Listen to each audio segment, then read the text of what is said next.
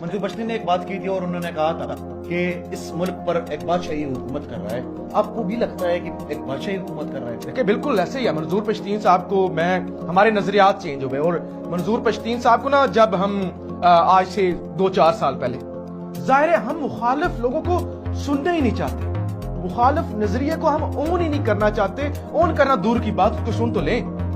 ہم ایک ہی پہلے ہی وہ جو ہمارا دماغ ہمیں سگنل دیتا ہے نا, انڈیا دشمن ہے, عرب دشمن ہے, مودی برا ہے, فلاں اچھا ہے, منظور پشتین غدار ہے, محسن داوڑ جو ہے وہ غدار ہے, علی وزیر غدار ہے. یار وہ فوج کے خلاف بات کرتا ہے, کس وجہ سے کرتا ہے, کیوں کرتا ہے, کیا اس کے ساتھ ہوا ہے, منظور پشتین کے کیا مسائل ہیں, وہاں کے کیا مسائل ہیں.